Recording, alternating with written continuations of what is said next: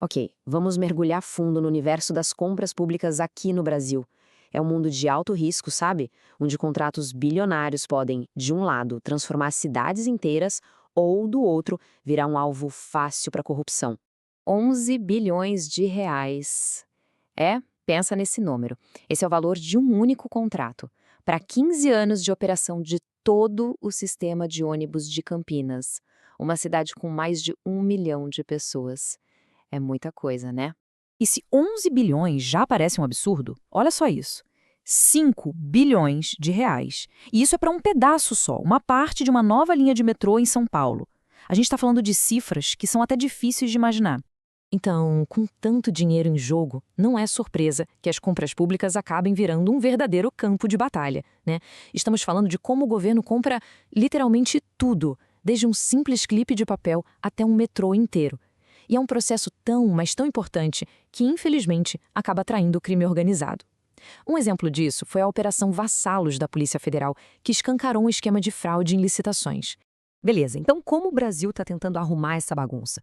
Bom, a gente vai dar uma olhada no tamanho do problema, nas novas regras do jogo, numa estratégia que foca em planejamento, claro, nos conflitos que sempre acabam na justiça, e, por fim, numa solução bem inovadora que até é surpreendente.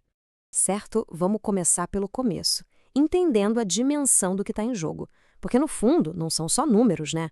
São projetos que realmente moldam o futuro do país. Olha só a magnitude disso.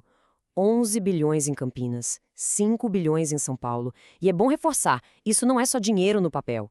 Estamos falando de projetos gigantes de infraestrutura que impactam a vida de milhões e milhões de pessoas, todos os dias. É o transporte para ir trabalhar, é o desenvolvimento da cidade. A gente vê aqui a fala do prefeito de Campinas. O objetivo, claro, é sempre esse: transformar os serviços para melhor. Mas a realidade é que o caminho entre a ideia, a licitação e a entrega, nossa, muitas vezes é uma estrada cheia de disputa na justiça, atraso e, infelizmente, suspeitas de corrupção. Então, para tentar combater essas falhas que parecem ser do próprio sistema, o Brasil resolveu, reescrever as regras do zero. Foi criado um marco legal totalmente novo para modernizar como o governo compra as coisas. E essa nova regra é a Lei 14.133. E o ponto aqui não é só um ajustezinho na lei antiga, não. É uma mudança de filosofia mesmo. A ideia é tirar o foco daquele preço mais baixo a qualquer custo e começar a pensar no melhor valor, no que realmente vai ser bom a longo prazo. Esse quadro aqui deixa a mudança de mentalidade bem clara. A gente sai de uma lei antiga, focada quase que obsessivamente no menor preço, o que, convenhamos, muitas vezes trazia problema depois, para uma nova lei que exige planejamento estratégico. A ideia agora é buscar o melhor resultado para a sociedade, não só a etiqueta de preço mais barata. Tá, mas como é que essa filosofia toda funciona na prática? Vamos sair da teoria e olhar um exemplo real de como um estado brasileiro já está colocando isso para rodar. O estado de Mato Grosso do Sul, por exemplo, está implementando o Plano de Contratações Anual, o PCA. O que é isso? Bom, ao invés daquela correria de última hora para comprar as coisas, o estado está montando um mapa completo de tudo o que vai precisar para o ano inteiro, de remédios a material de escritório, tudo planejado. E o processo é bem direto e, o mais importante, transparente. Primeiro, cada órgão do estado lista o que precisa. Depois, a Secretaria de Administração junta tudo num plano só. Aí, eles publicam um calendário para o mercado, para as empresas se prepararem. E tudo é gerenciado por um sistema digital.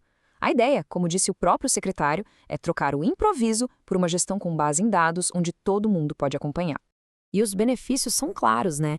A ideia é gastar o dinheiro público de um jeito mais inteligente, reduzir aquelas compras de emergência que são sempre mais caras, aumentar a competição entre as empresas e, no fim das contas, garantir que os serviços cheguem com mais eficiência para a população.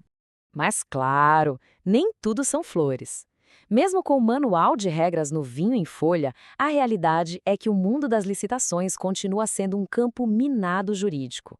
As brigas na justiça ainda acontecem, e muito. Vamos pegar um caso real de Curitiba, que ilustra bem essa complexidade. Um contrato emergencial de coleta de lixo foi parar na justiça e acabou suspenso. Mas por quê? O motivo está aqui, bem claro nesse gráfico. O Tribunal de Contas viu que a prefeitura escolheu um contrato novo que era 55% mais caro, sendo que, legalmente, eles poderiam simplesmente ter estendido o contrato antigo, que era mais barato. A conclusão foi óbvia, uma decisão que tinha um cheiro forte de desperdício de dinheiro público. E essa saga do metrô de São Paulo é um verdadeiro novelão. Olha só a sequência. Um consórcio ganha a licitação. Aí o segundo colocado entra com um recurso. O vencedor é desclassificado por um detalhe técnico. E aí, o tribunal tem que intervir para garantir que o primeiro colocado tenha pelo menos o direito de se defender. Isso mostra como em projetos de bilhões, qualquer vírgula pode virar uma briga judicial que se arrasta por muito tempo. Ok, agora vamos sair um pouco dessas disputas e olhar para uma ideia super inovadora. Uma que pega uma ferramenta que parece ser só burocrática e transforma em algo que pode literalmente salvar vidas. É o lado positivo que essa reforma pode trazer. Então, a nova lei criou esse Portal Nacional de Contratações Públicas, o PNCP. Basicamente, é um lugar que junta os dados de todos os contratos públicos do Brasil inteiro. Isso cria uma transparência que a gente nunca teve antes. E aí, alguns especialistas da área jurídica olharam para isso e pensaram: dá para usar essa ferramenta para algo muito maior. E a proposta é genial na sua simplicidade. Olha só esses 4 passos. A ideia é resolver aquele problema gigantesco de como cumprir uma ordem da justiça para entregar um remédio para alguém. Em vez de uma confusão, o tribunal pesquisa no portal um fornecedor que já vende para o governo, o juiz dá a ordem direta para essa empresa, a empresa entrega na farmácia pública e depois recebe o pagamento. Simples assim. Usa um sistema que já existe para garantir a entrega rápida e, muito importante, pagando um preço justo dentro do teto oficial. E por que isso é tão importante? Porque é um exemplo perfeito de como essa reforma não é só sobre burocracia ou economizar dinheiro. É sobre usar a inteligência e a transparência do sistema para ter um impacto real e direto na saúde e na vida das pessoas. Então, a gente vê que o caminho é esse: mais planejamento, mais transparência, mais inovação. Mas a grande questão que fica no ar é: será que essas novas regras e ferramentas digitais vão ser suficientes para, de uma vez por todas, transformar o jeito que o Brasil gasta seu dinheiro?